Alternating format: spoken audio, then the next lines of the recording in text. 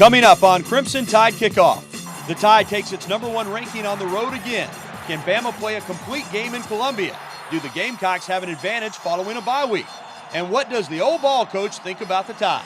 They're the epitome of team. Also, the red zone equals the dead zone when teams face the Alabama defense. Can a squad be any more stingy near the goal line? And he coached at both Alabama and Auburn. We'll get brother Bill Oliver's take on the game and his thoughts on his close friend Steve Spurrier. Keep your television tuned to WVUA. All right, and we got 500 channels, not 3 channels. But with this show, you really only need one. It's Crimson Tide Kickoff, and it starts now.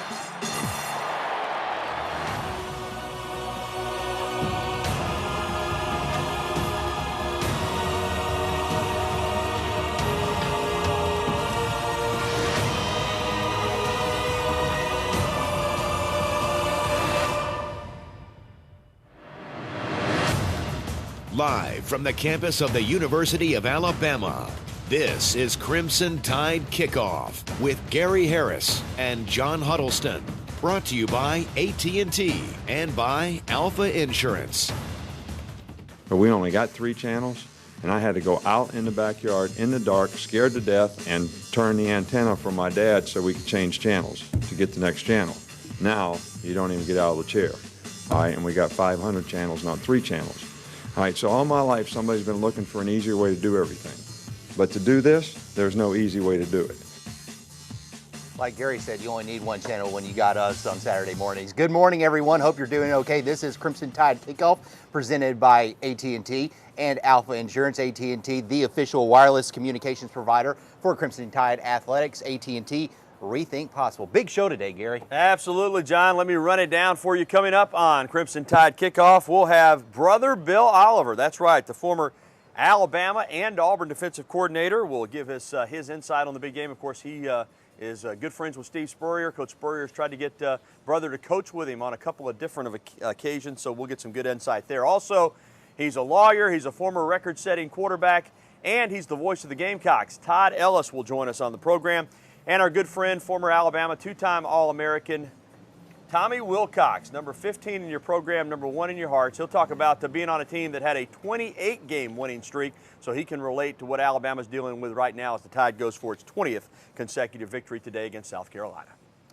But Gary, first off this morning, today's game marks the first in a stretch of well-rested opponents. Take a look at the Tide's remaining SEC schedule. All 6 teams, South Carolina, Ole Miss, Tennessee, LSU, Mississippi State, and Auburn, all have off dates before they face the Tide. But is that an advantage? Not necessarily, according to Nick Saban.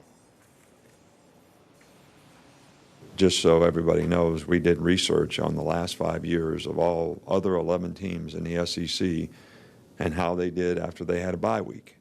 And their record is 29-29. So I'm not saying I'm right and you're wrong, but the statistics kind of prove that it's not an advantage or a disadvantage to have a bye week.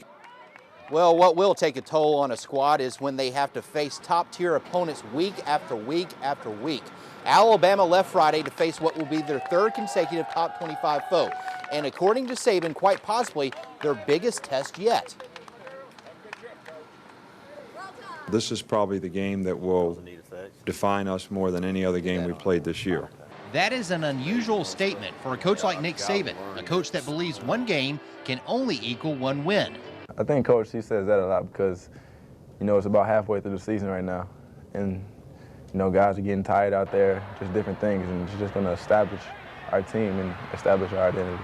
What that identity is shaping out to be is a team that plays tough physical football, a team that looks to dominate their opponent in all phases of the game, a team that looks to play a complete game.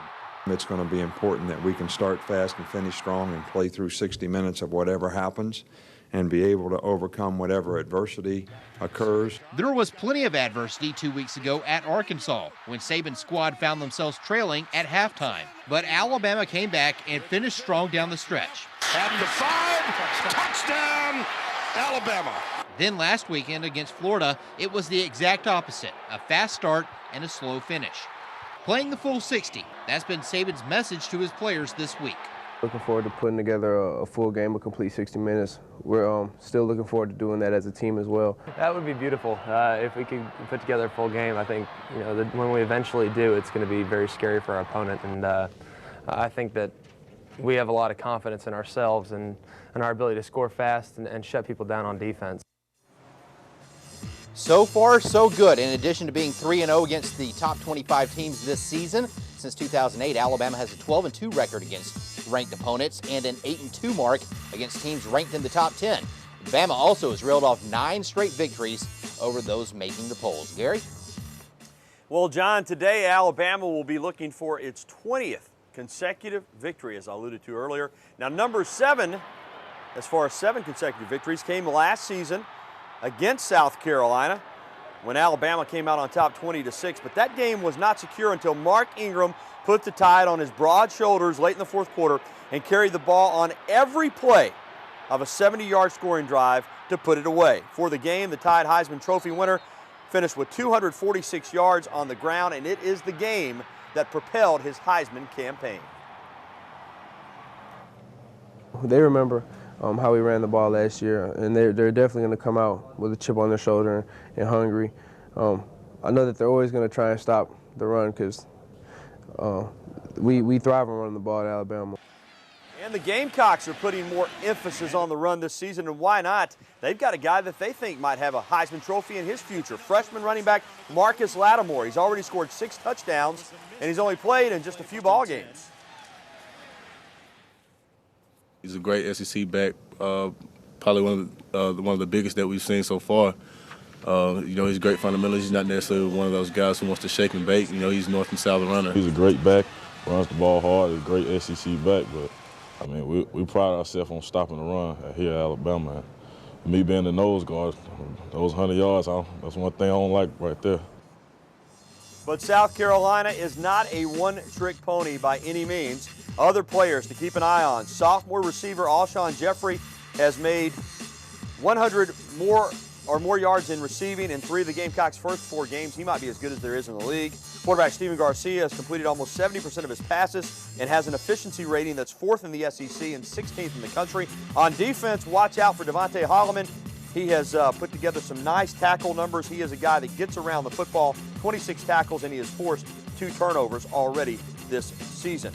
Well, South Carolina will be looking for their first victory over a ranked team so far this season, John. Yeah, Gary, as it stands right now, the Gamecocks are 0-4 against number 1 squads. This year, Steve Spurrier's group leads the SEC in major statistical categories like red zone offense, time of possession, but doing the little things and getting a few breaks along the way is what got the old ball coach talking this week.